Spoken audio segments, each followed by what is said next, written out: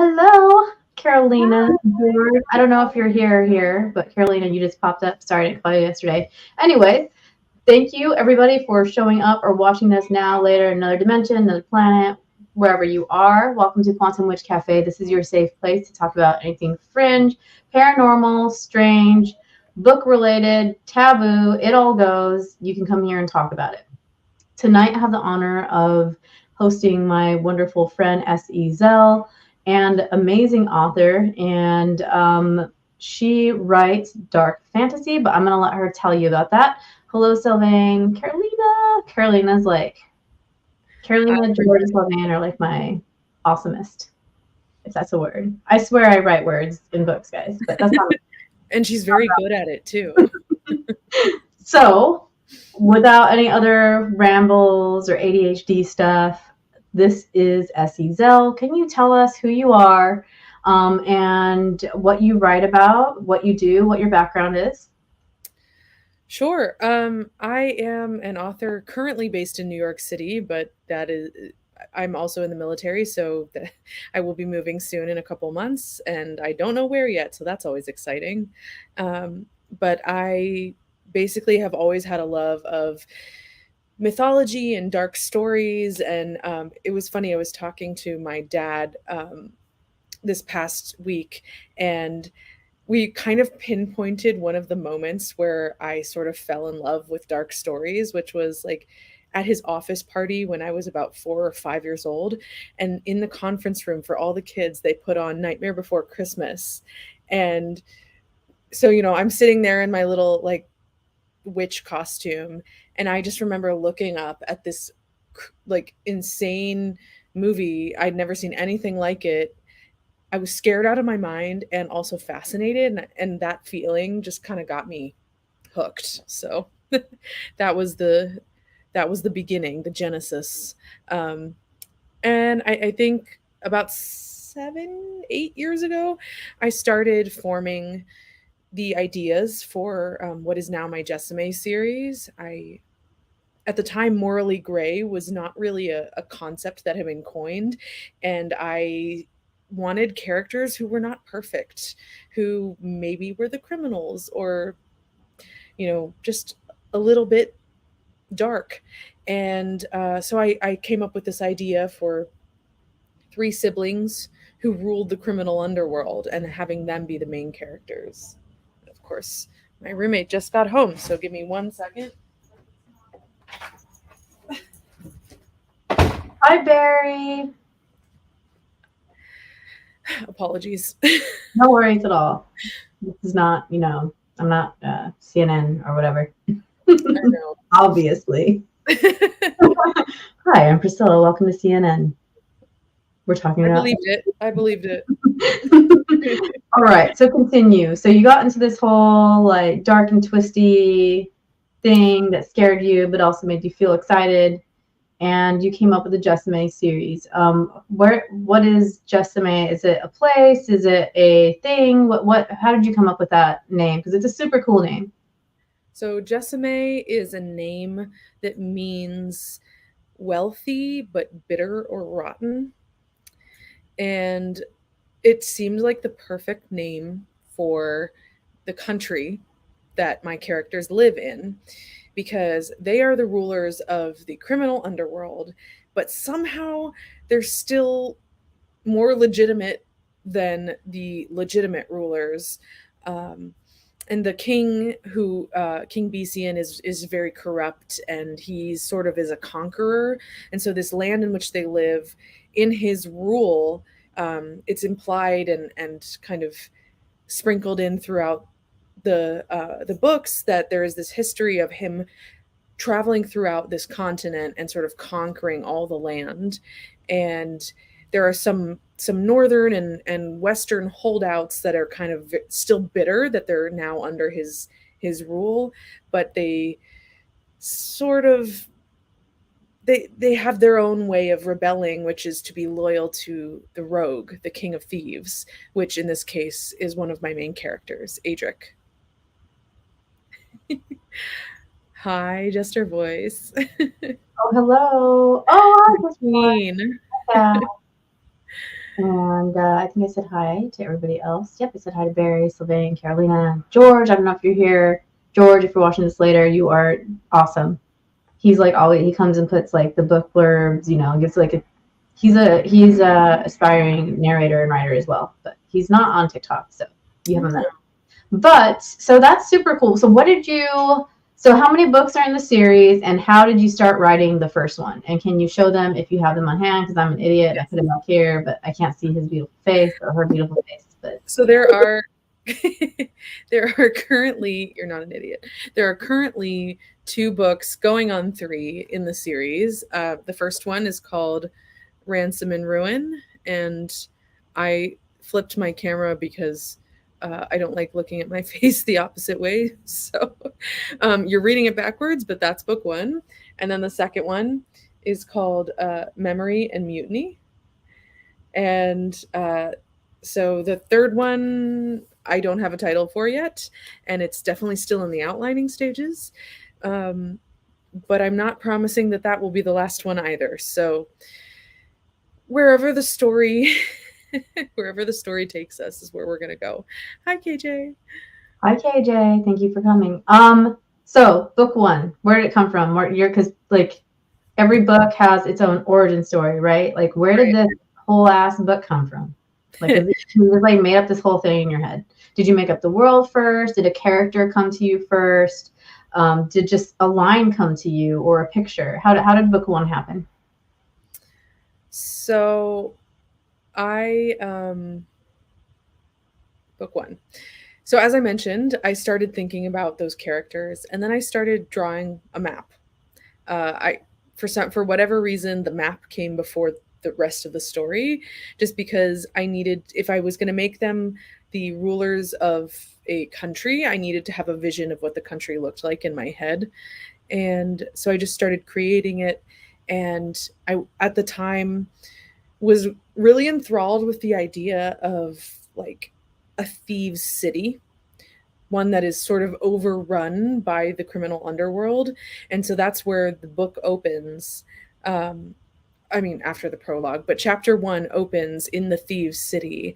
And it's kind of this mysterious place where not only is it ruled by the criminal underworld, but it's got this history of ancient magic kind of embedded within the stone of the city, and it's made from this black stone that no one really knows where it's sourced from, and it's not found anywhere else in the continent. And so that sort of imagery came to me first, and then I started writing, and I actually initially published a first version of it in 2016, and it was good, but it was also 80 pages shorter than it currently is. So there was a little bit less depth, a little bit less story, and I did change the ending from the original version. And I definitely am a fan of this book more than the other book because we grow as writers, and definitely I grew between 2016 and 2023. There was a lot of development that happened in me as a writer and as a person generally, because I published the first book when I was 21, 22, and now I republished it and edited it and added 80 pages and more depth of story and world building now at 29. So it's definitely been a process to get this book out there. Very cool. So you had this whole map in your head, and then the characters just were already there. Tell me about. So it's 3 siblings, right? Mm-hmm. The series. Tell me about them. Who are they? Show us, who they are. I just want to see pictures of Adric, honestly. But you want me to show you the character art? Is that what you're asking? Yeah, if you have it, yeah. You have the character art. I know, but people watching don't have it. So when you order from my TikTok shop, you actually get character art and bookmarks and a business card and like logo branded stuff. And so as a thank you card, I actually combined all of the character portraits of the 3 main characters into This one, I haven't seen this one yet. yeah, this is a new one. So this is Adric, our king of thieves, and you can't really tell, but he's got ice blue eyes, and his twin, Adrian, who has like a dark kind of sea color blue, and then their little sister Ashton, who is the um what's it called? Assassin. That's the word. I promise I write words.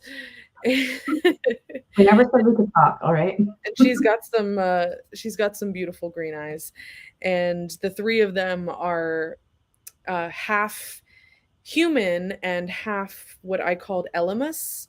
Don't ask me where that name comes from because I have totally forgotten, but it did have a deep meaning at the time. um, but yes, the Elemus people are a magical race of people that are born with these glyph tattoo like markings on their skin. And if you're full blooded, you have them all over, including like on your face. And depending on your heritage, they come in different colors.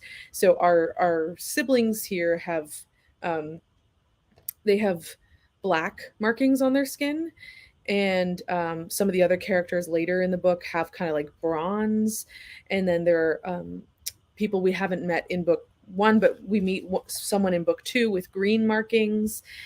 So there are different shades that indicate also like different lineages of magic specialties and where those tribes sort of developed. And there's a big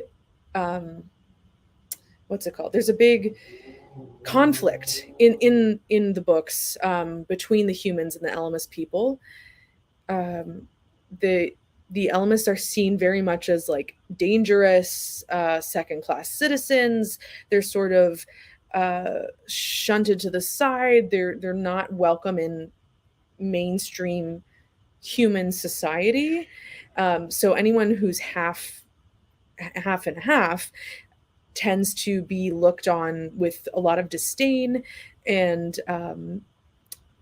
any of the Elemis people who work in the human world, despite the way that humans treat them, are seen by the Elemis people as like a traitor, basically, um, because the way that they're treated, they're like, why would you put up with that? These humans are beneath us. We can do magic. They can't. And so there's this conflict that goes on throughout the books, and you see a little bit more of it and the tensions in book two.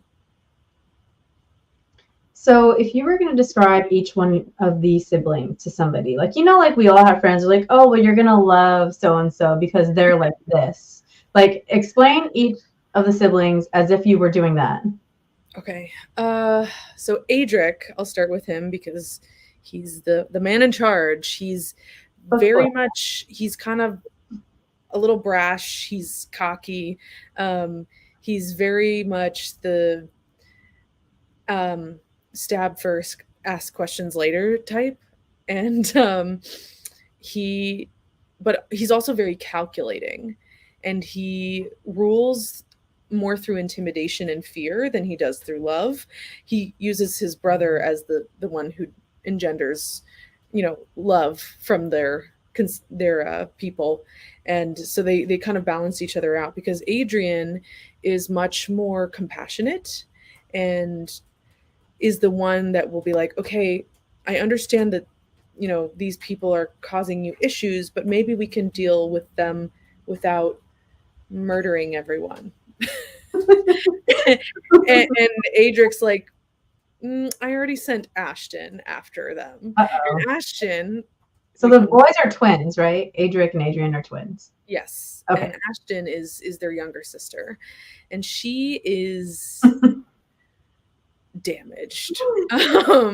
She's damaged, very much so, and she has a history. So early on in book one, you kind of figure out that she has this reputation as, she's known as the Red Lady, and she is this kind of mysterious persona that if someone is mistreating someone, if there's someone that's being hurt or any of those things, she's going to come after you. She's like the boogeyman. People warn, I wouldn't do that if I were you, because then the red lady will come after you.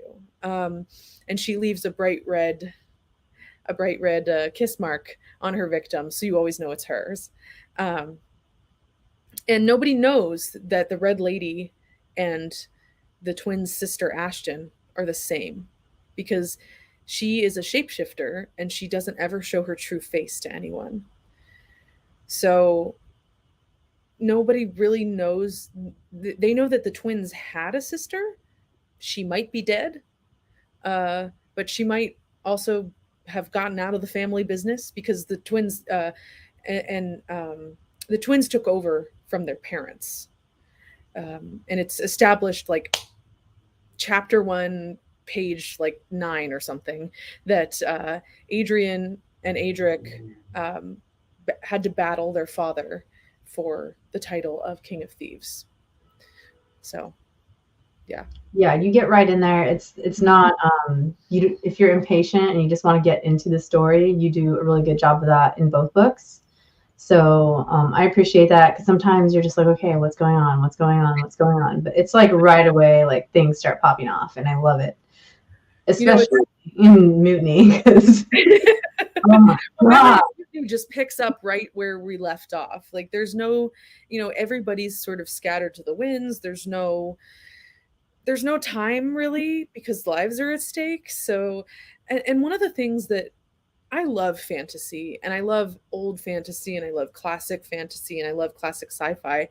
But one of the things that always kind of pissed me off about those genres is that they spent so long building up to the adventure that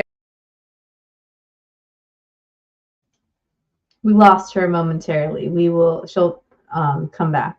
Let me message her. So sometimes StreamYard likes to kick people out. I hope everybody's having a good night. Oh, she's back already. She figured it out. I'm so sorry. Oh, yeah. It's all right. Sometimes Wi-Fi does things. Where's my camera? I can see you if it makes you feel any better. Okay, because I can't see me, so.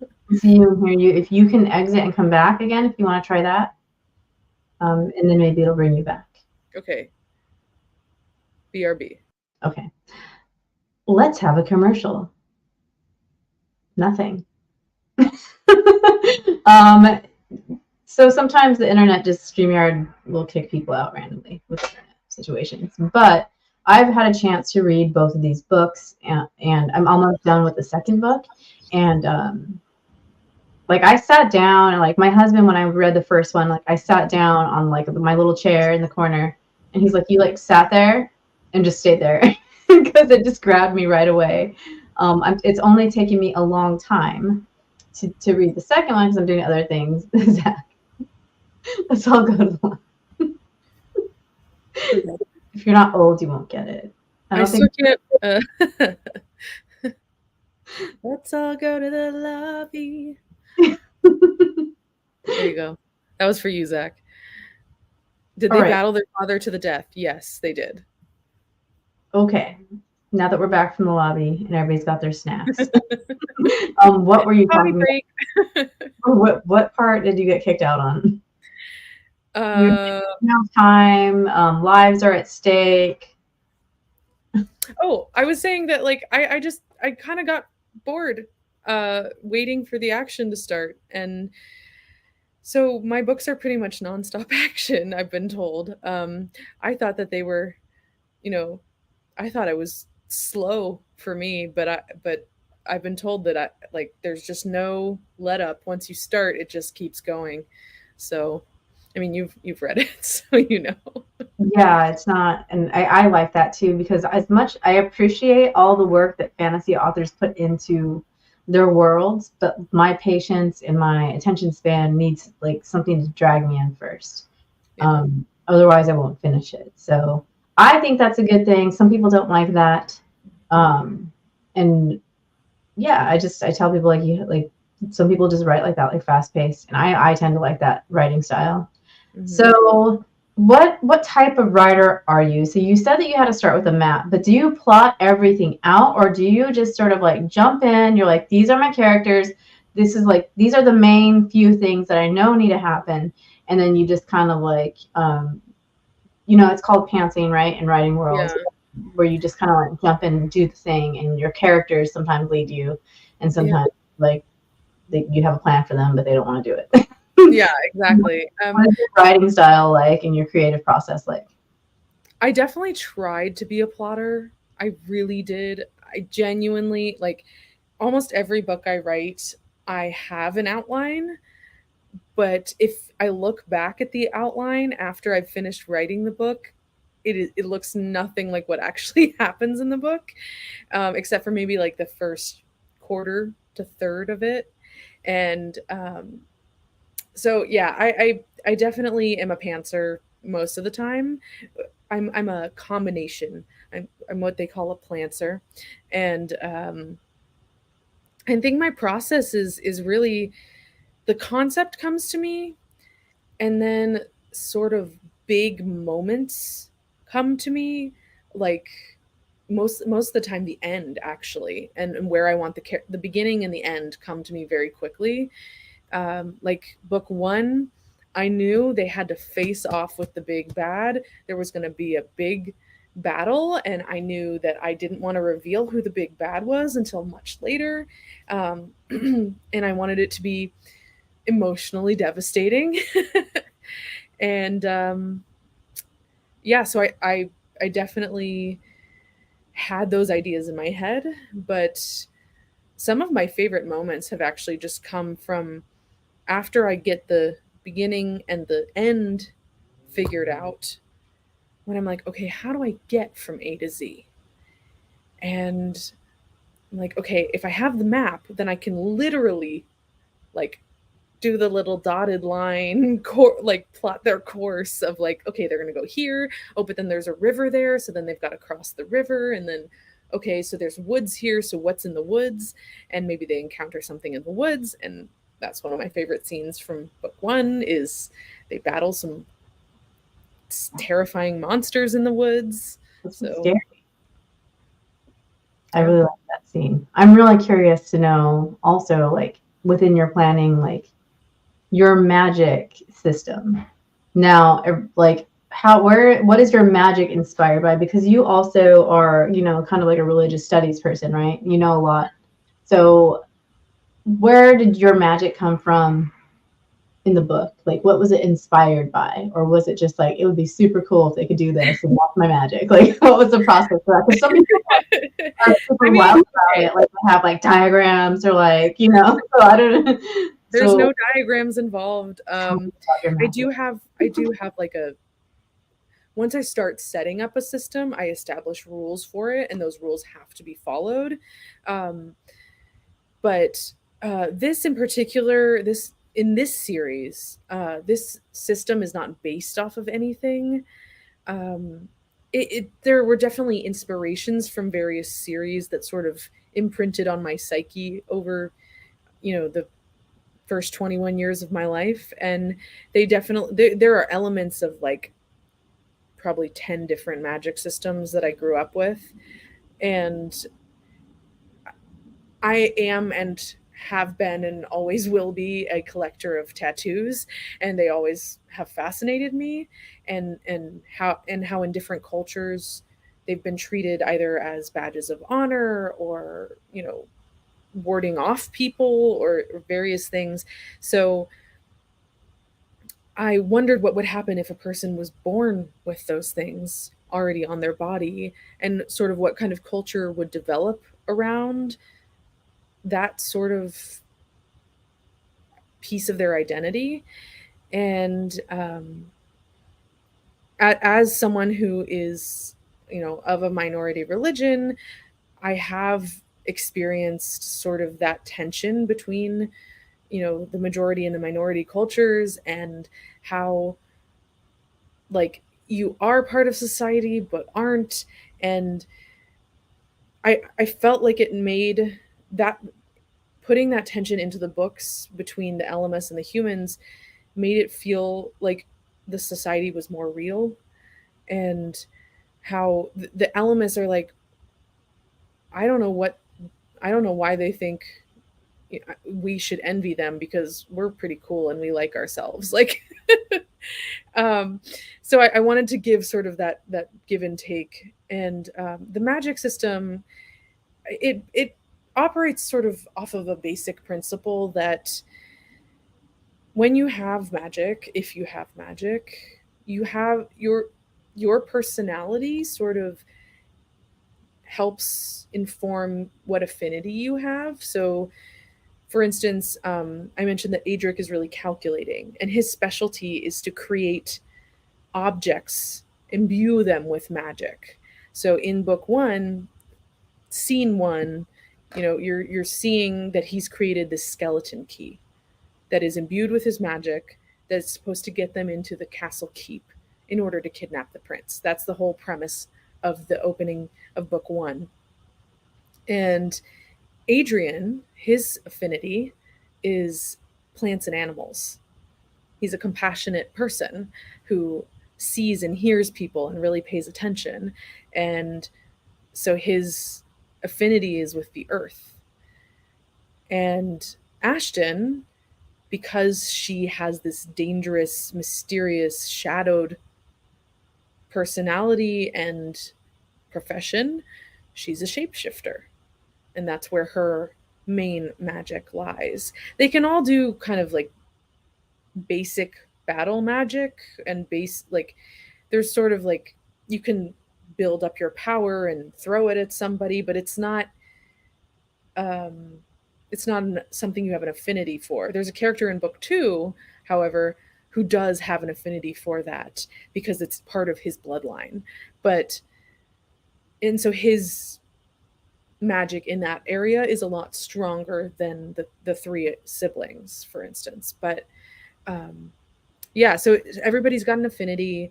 There are the different colored markings, with which more have to do with genetics than your affinity. But if you get into dark magic or blood magic, your color can change. There's a character in book 1 and 2 who has deep red markings. Kind of, I imagine, the color that Priscilla's lipstick is. So Sweet. So that's pretty cool. So do their markings change besides the color? So if you go start doing dark stuff, they can change? No. So those you're those born are with that darkness. you're then born so, with it. It's part okay. of your. Okay, so the dark Get all magic changes the color as you basically taint yourself. okay. It becomes that deep red. But the markings themselves, like the shapes, do not change. I am sort of playing with developing the markings more for book 3, because I think I want to delve deeper into the ancient lore of the land and why, because you see that those markings are also carved into the walls and streets of the thief city. And I kind of want to delve deeper into that ancient history and have it affect our characters in book 3. There's a whole lot that happens at the end of book 2, and it makes sense for where that's going in book 3. I'm almost done. We can't stop. I hate it. I'm always like, oh, I need to read the book before the person comes on. But it's changed so much because I've gone from like, interviewing like occult researchers and UFO researchers, historians, to interviewing people that are writing like fantasy and fiction. So like I can't, like, before it's like, oh, I have to do my homework because Mitch Horowitz wrote this book and it's got all these like occult wisdom in it and chapters, and Right. I need to know about this. Or Jeffrey Kreisel from Rice University. So now I'm just like, you're not allowed to do that with like fantasy authors because it's a spoiler. So like I'm trying so hard not to spoil anything. I know, and I'm asking, like, I'm trying to ask questions. Just read them. Oh my gosh, yeah, read them. I need to order the hardback too because now I need the new character art. I have the picture of Adric in my jewelry box, like he's my long lost boyfriend, gone away to war. Like I like him so much. Oh, Adric. Don't worry. He he's coming in book 3. He's gonna he took a back seat in book 2, but he's Bring coming it. in book 3. Zach. Apparently, you have vampire bites, right? I need to know more. Anyways, no, if you're listening to audio, somebody in the chat has alleged vampire markings, but I don't know what they really are. But anyways, moving on. You guys know I had to say the V word, right? So those come after birth. Behave. I mean, we got pretty feral with one of the authors. He's like a respectable UFO researcher, which is the thing. He talks about an extraterrestrial model where these visitors that people are experiencing are us from the future. So time travel, basically, and he's at a university. He does all these conferences, the science and sound that he talks about. Well, of course, I have him on when he writes his one fantasy book. And the dude's like saying cosmic cock, and he's just like going on and on. The chat was just wild. Like all the classy people just lost their mind, and we're having so much fun. So yeah, I mean, luckily I don't draw in any of the people that I do my main research and stuff with, so we can misbehave here. It's fine. They would be scandalized. We were talking about coffee research earlier, but anyways. So coffee. Back to the characters. That was our commercial, guys. Barrel breaks.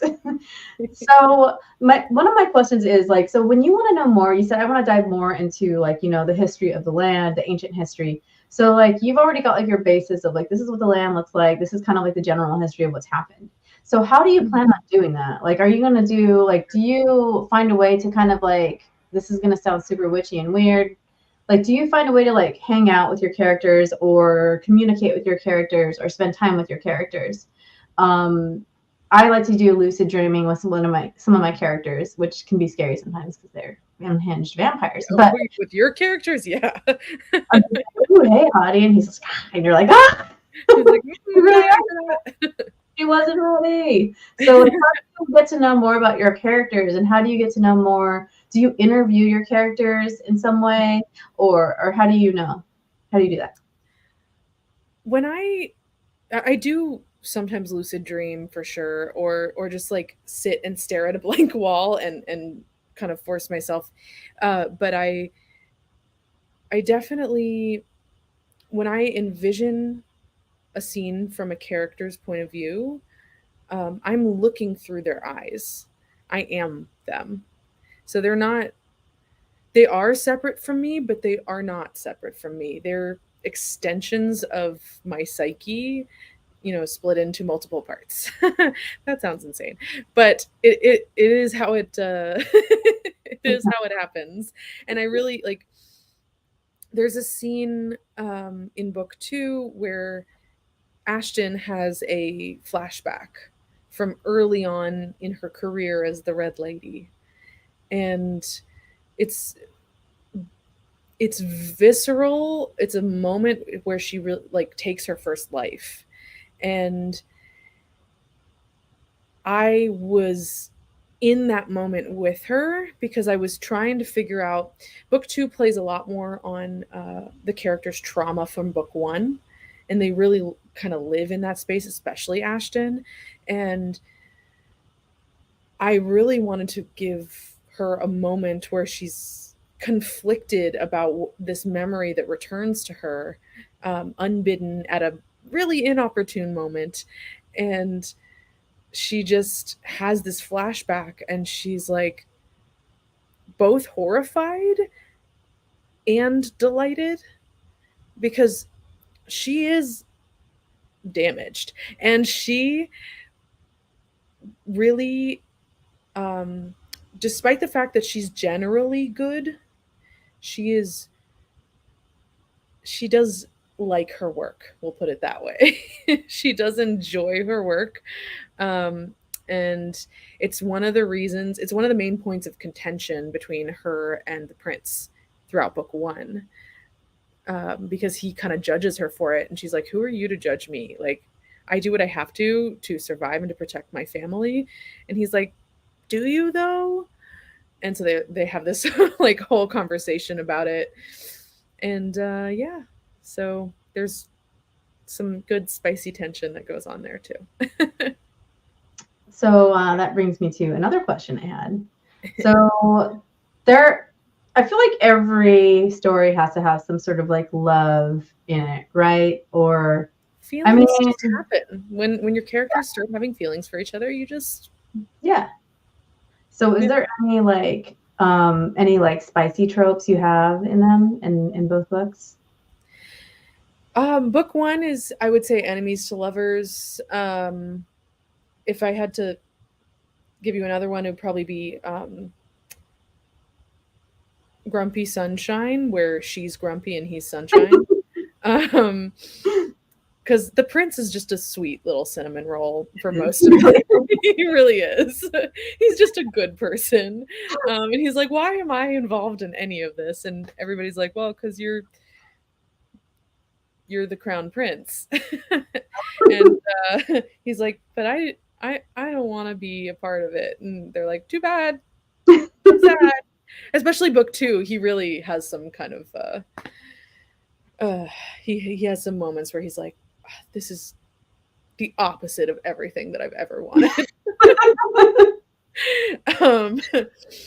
But he really he knows what he has to do for his people. He knows it's his duty. He's the only heir to the throne. And he really cares about the people, unlike his father. So he's really trying to do the right thing. And in book one, like, the more he gets to know the siblings, he's like,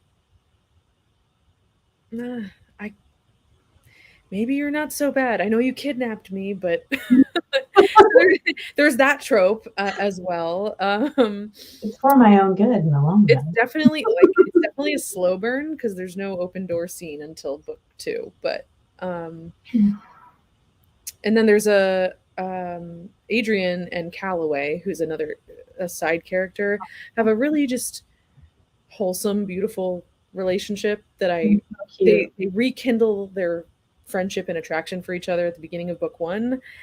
And I'm not touching that. That's not ever going to be a part of the plot. It's just a really wholesome, happy thing that gets to exist within this dark, dark world. Once you get into this plot, man, you're going to get ruined somehow. Nope. We're going to leave them alone with their sweet little thing, They'll right? be put into danger. You might wonder if one of them will survive or not, but their relationship will never be part of the plot. That's that big clarifier there. Like, they are both very strong and protective people, who see each other as not only as lovers, but they were family. Like, they were on the streets of this thieves' city growing up together. Apologies for any street sounds that you might get. You like the cars like zooming by. So. Yeah. Me, baby. But yeah, so they're just a good moment in a lot of darkness. And whenever I need a moment of levity, I just have like cute little moments between them. So yeah, it is. It's like the perfect amount of darkness that you're not trying to take it, right. There are some times where I was like, why is she doing him like that? Like, I was kind of mad at you sometimes.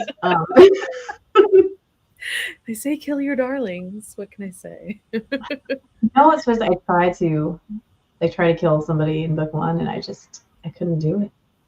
For all the shit I talk, I couldn't kill them. I'm not going to say any more on who I'm not or am killing, because you're going to get mad at me. Well, I know it's not Adric, so I mean, you put him through. You know you've been through enough. Adric's been through enough. He's going to take the front. He's going to take the steering wheel in book three. Listen, Adric, if she's being bad to you, come to my bosom. You can't have him. We can't put him in Vampire Land. It won't end well. No. Anyway. You'd probably like it, to be honest. He is kind of dark and twisty. He's so fast. crossover where Adric turns into a vampire and also has magic. And cool tattoos. Anyway, we're on a tangent because I'm crazy. I do these things to people. We always get on a tangent. Yeah, there's like a point in every episode where I'm sure audio only people are like, what's happening? What is going on? But after a few episodes, you're just like, oh, that's just how it is. This is for you, audio people. We're getting back on track. All right, back on track. So, you're writing book 3. Yes. How's that going? Do you feel like you have everything planned out? You said earlier you didn't, but no. Do you have any bullet points or? Yes, so I have some bullet pointed ideas. I'm also currently editing a book in another series and editing another friend's book and about to start editing your book. So I mean I have some projects going on, and I have 2 other novels that I'm starting to write as well in completely unrelated series. And one of them is being co-written. So there's a lot going on, and I'm about to move God knows where. So writing will be, first come, first serve, whatever my brain can handle at the moment. I'm hoping for early 2025 release of book 3. I'd really like to. This is major. I have an audiobook in the works. I'm in talks with a male narrator to co-narrate with me. And we will be starting a Kickstarter in a couple of weeks. You can't say who yet. What? Can you say who yet? We haven't announced officially, and I don't want to. No worries. I don't want to release until I have his permission. Sure. Like, I want him to be in. I know a couple people you had like on your list, but not. I haven't had. I thought I told you who it was, but okay. I'll tell you later. I think that we talked about.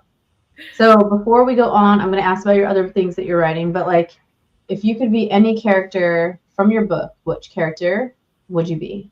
Oh, Ashton, easily. She's amazing. She's such a badass, and she's so cool. And she's like, I am a relatively fit person, but she is like my dream level of physically fit. And also the fact that she's a chameleon and she can shapeshift and just get whatever she wants, because she can, like, part of her power is it's a little bit like a succubus in that she can sort of sense what would be the most attractive to the person that is her target, and she can shift into that shape. The farther it is, though, from her natural shape, the more power it takes. So there's a part in book 2 where she has to, in order to escape a situation, not in order to entice someone, she has to shift into a child. And that's why I gave that caveat. And sorry about the sirens. Yes, it was me and you, so I muted. They're coming for me. But yeah, so she, like, it takes a lot out of her to not only shift into that shape, but to maintain that shape. So it kind of is an incentive for her to stay closer to her true form than probably she would like. But yeah, she does not shift into animals. Zach, he asked, so she mostly shifts into humanoid forms rather than animals or the like. She can, that would take way too much power, I think, that she doesn't have, and would probably kill her. Especially, like, depending on the size of the creature, but maybe an ape could be possible because it's closer to humans, but anything else with vastly different anatomy would be too much of a shock to her system, I think. So yeah, that's cool. That's cool to think about. Like, and do you explain some of that in the books? Because I know, like, my vampires are cold-blooded. They're living, but they're cold. their blood, their temperature's just low, their skin's cold, but they can warm up, but they have to draw from outside energy. So you explain that in the book, like how she like harnesses energy to transform, or is it just kind of like through context? Yeah, so I definitely explain about the power, the finite amount of power that you have within you at a certain time. At the very beginning, again, Adric, when you first see him, he's tapped out because he has created this object that is so intricate and does something so against nature that he had to use every drop of his power in order to create it. And so in the first image of him that you get, he is sideways draped over a chair, like nearly passed out, just like, I wish everybody would get here so we could have this meeting and then I could go home. Like that is the first image you get of him. And Adrian and Ashton get tapped out a couple of times as well. There's a time when one of the siblings is almost killed and Adrian has to use his magic. But yeah, so it's a finite source, and it is described as sort of a well of power that they feel within themselves, and they can sort of draw on it. Um, I'm playing with expanding that lore again in book 3 because I think it could go deeper. There could be like a science behind it. Right now, there's rules to the magic system, and there's a finite number of things that you can do in a way that they can be done. But I really want to develop a kind of science in this world, and ancient history, that goes even deeper. Maybe not, tell all about it in book 3, but have it there so that it's that much richer when people read it. Yeah, for sure.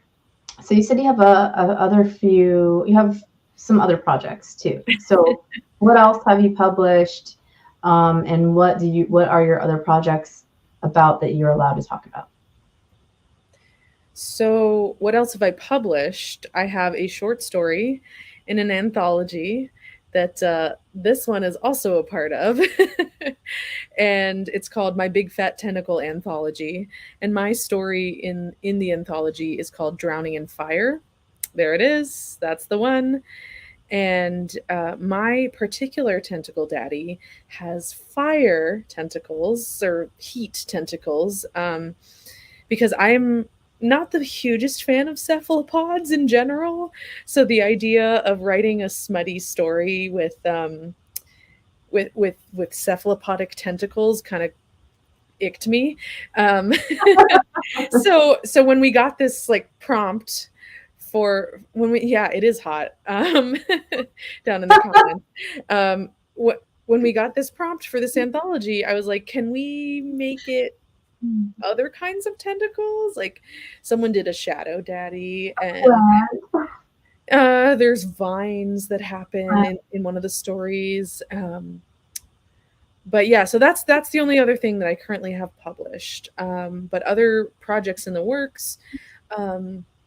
I'm co-writing a novel that came from co-writing just a like 600 word narration excerpt for two friends.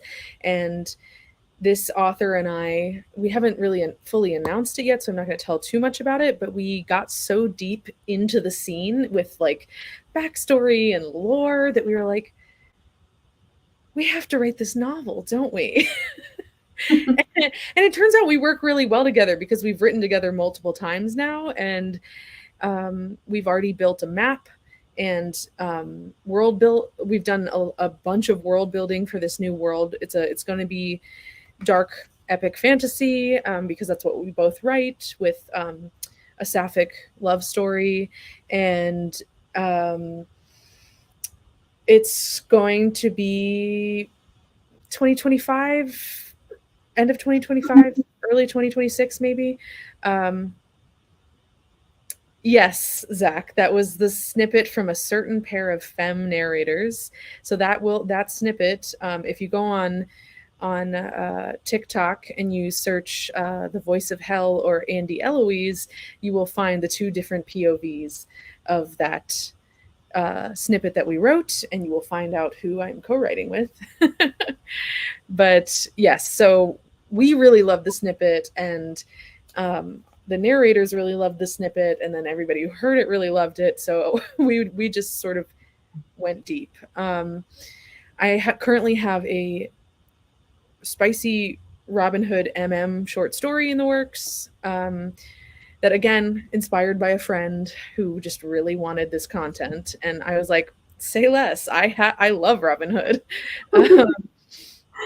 And then I also have another book in the works that's actually a contemporary rom-com that someone in the comments tonight inspired or basically forced me to start writing. And so, yeah, I blame you, Jester Voice. And Zach says MM stands for Merry Men. Yes, exactly. What did you think it stood for? But yeah, so there's a lot of different projects in the works, and then you'll find a lot of my short fiction on TikTok. I have written now, I think, like 10 different excerpts for various narrators, between human voices only, human words only, and femme audio takeover. I have a lot of short fiction kind of floating out there in the world. Zach, who is in the comments now, is one of the people that I've written for, and also Lala and KJ. And I'm like, all the people I wrote for are here tonight. Okay, great. A lot of them. Anyways, but yeah, so that's what's coming down the pipe. Book 3 is sandwiched into all of that. So yeah. Nice. busy person. Yes. So yeah, other how our friends like get us to like write things. Like I wrote a short thing for Rhodey and one of his friends that's trying to get into narrating. So it'll be both them, a female and him. And it was so like cute that it bothered. But now I'm like, now I need to know what happened with them, because it was kind of like a vampire, obviously, meeting a girl in the plant section of like some like Lowe's/Home Depot place. And he's just like, so I'm getting a plant. And she's just like, okay, well, you're picking a plant that is really hard. You need something like this. And then he takes her to coffee. And that's how it ends. And I'm like, well, what happens? But it's so cute. Like, I can't just have him do like my other books. Like, he's got to be cute still. So it's a challenge. Yeah, you got to match the vibe of the narrators. It's very much, writing that short fiction has very much caused me to step out of my comfort zone, because I mean, I'll watch a rom-com, I'll read a contemporary romance, but I have never really written them. And in the past 2 weeks, I think I've written 3 excerpts for various narrators that are contemporary romance. And and now I have a contemporary romance in the works. So that's awesome. I can't get out of paranormal, so I think it's a good way to get into it, offering these like to write for people.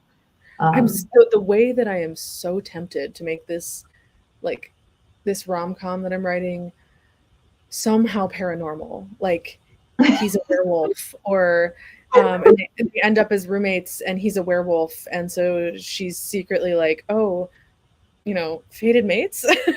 But it's like, no, contemporary romance. I just tell people, like, there's going to be a vampire in the story. It can be the cutest thing ever, like, but it's gonna happen. There's some weirdness that's gonna happen just because I can't do it. I try to make a cute story for the tentacle, and what happened? We all know what happened at the end of the tentacle story. So like, I can't stay cute, but I'm gonna stay cute for the vampire coffee date. I am still mad at you about the tentacle story. I'm surprised you read it, because every time I wrote about mucin and slime, I was like, she's gonna hate this. I'm not gonna lie, I wasn't a fan of the mucin and slime. I'm gross. But you're a good writer, so I read your work. And I liked the story until the end. I just couldn't do it. Like, what are they supposed to do? Spoon and live happily ever after? Why not? It Have does happen. human baby. And there's the difference between my darkness and her darkness. We have to go terribly wrong. There can be a happily ever after. I promise the coffee vampire date, plant date thing is going to be happily ever after. Yeah, I hope so. He's going to be a boring vampire boyfriend. Or a stable. Stable.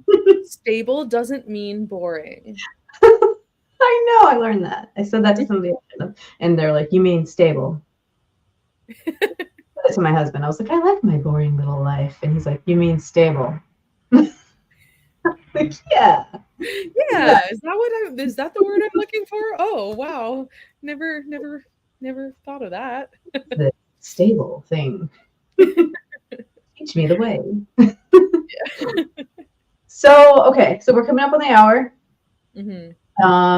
Is there anything that you did not get to talk about that you wanted to talk about in regards to your writing, your books, your characters, what you have going on in the future, any of that? The main thing is just follow me for more work, and these books are super quick reads, and you can get them on Amazon, but you can also get them currently for cheaper on the TikTok shop, and you can get them signed by me with the fun character art. So keep that in mind, and be on the lookout. Myself and a very, very talented voice actor, narrator, are going to be putting together this audiobook, and I am beyond excited to work with this person and to hear what he's going to do and how he's going to bring these characters to life, because I've been hearing these characters' voices, that sounds wrong, in my head, but in you know what Right. I mean. Like, right. Whenever I write dialogue for them, I hear their voice, and the more that I get involved with the narration community, which is something that I am starting to do on my own as well, I hear specific voices for specific characters every time I write anything really now. And so I'm like really excited when a narrator friend asks me to write something for them. I'm like, yes, because now I have a distinct voice in my head that I can write for, and that character can have a personality that plays to that person's vocal strengths. And yeah, so I really hope that you will keep on the lookout for those things. And the last thing, and many of the people in the comments already know about this and have participated in it, and you do too, but anyone who's listening who might not know, is that on TikTok, myself and 3 other author and narrator friends have formed an event called Narration Station, and it is where we cross promote indie authors and narrators, and I gather all of the excerpts that are submitted from authors. It's open to any indie authors, and as long as the excerpt is well edited and not too spicy for TikTok, obviously, but it's open to anyone, and anyone who's wanting to be a voice actor or narrator can participate as the vocal talent. And I match up the voices with the excerpts, and we get amazing participation, and it's a fun couple of hours usually. And our next one is on April 6th at 7 p.m. to like 8:30 p.m. Eastern Standard Time. And that one is actually going to be focused on Australian narrators and authors, because our Australian narrator friends got their audiobook job platform taken down, and they don't have access to the ones that like ACX that's run through Amazon and stuff. And so it's very hard for them to find audiobook narration jobs. And so we wanted to highlight the fact that there are all these crazy talented people that don't have an avenue to, show people what they have.